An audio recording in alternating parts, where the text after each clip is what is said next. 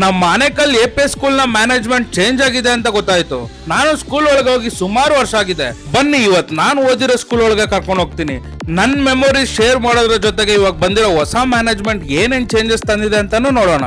ಏನ್ ಗುರು full change ಆಗೋಗಿದೆ, ಹೊಸ ಬಿಲ್ಡಿಂಗ್ ಬರ ಸೆಂಟ್ರಲ್ ಕಟ್ಬಿಟ್ಟಿದ್ದಾರೆ. ಓಹೋ, ಮಕ್ಕಳು ಆಟ ಆಡೋಕೆ ಫುಲ್ ಅಪ್ಗ್ರೇಡ್ ಆಗಿದ್ಯಲ್ಲಪ್ಪ. ನಾವಿದ್ದಾಗ ಒಂದು ಜಾರ ಬಂಡಿ 2 ಜೋಕಾಲಿತ್ತು. ಒಂದ್ ದಿವಸ ಜೂಟಾಟ ಆಡುವಾಗ ನಾವು ಒಂದು 4 ಜನ ಜಾರ ಬಂಡಿ ಮೇಲಿಂದ ಬಿದ್ದು ತಲೆನೇ ಹೊಡ್ಕೊಬಿಟ್ಟಿದ್ವಿ. ಇಷ್ಟೇ ಅಲ್ಲ, ಎಕ್ಸ್ಕ್ಲೂಸಿವ್ ಆಗಿ ಕಿಡ್ಸ್ ಪ್ಲೇ ಏರಿಯಾನು ಮಾಡಿದಾರಂತೆ. ಬನ್ನಿ ನೋಡೋಣ. ಸಕ್ಕದಾಗಿದೆ ಅಲ್ವಾ? ಇವಾಗಿನ ಮಕ್ಕಳಿಗೆ ಏನೇನ್ ಫೆಸಿಲಿಟೀಸ್ ಇದೆ ನೋಡಿ.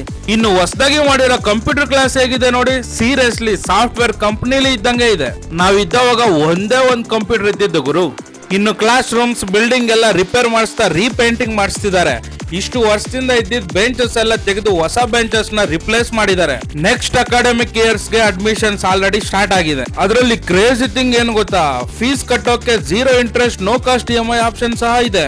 ಸೂಪರ್ ಅಲ್ವಾ? ಐ ಥಿಂಕ್ ಆನೇಕಲ್ಲಲ್ಲಿ ಇದೇ ಫಸ್ಟ್ ಟೈಮ್ ಇಂಟ್ರೊಡ್ಯೂಸ್ ಮಾಡಿದ್ದಾರೆ ಅನ್ಸುತ್ತೆ. EMI ಆಪ್ಷನ್ಸ್ ಬಗ್ಗೆ ಕಂಪ್ಲೀಟ್ ಇನ್ಫಾರ್ಮೇಶನ್ ಬೇಕಂದ್ರೆ ಸ್ಕೂಲ್ ಅಕೌಂಟ್ಸ್ ಟೀಮ್ ನ ಕಾಂಟ್ಯಾಕ್ಟ್ ಮಾಡಿ. ಇನ್ನು ಮ್ಯಾನೇಜ್ಮೆಂಟ್ ಚೇಂಜ್ ಆಗಿದ್ರು ಸುಮಾರು ಜನ ಹಳೆ ಟೀಚರ್ಸ್ ಅಲ್ಲೇ ಇದ್ದಾರೆ. ನನಗೆ ಟೀಚರ್ಸ್ ಆಗಿದ್ದಂತ Lata ma'am, Shweta ma'am, Veda ma'am ನ ನೋಡಿದೆ. ಅಷ್ಟೇ ಅಲ್ಲದೆ ಹೈಸ್ಕೂಲ್ಗೆ ತಗೊಳ್ತಿದ್ದ Thyagaraj sir, Gayatri ma'am, Meher ma'am, ಇನ್ನು ಸುಮಾರು ಜನ ಟೀಚರ್ಸ್ ನ ನೋಡಿದೆ.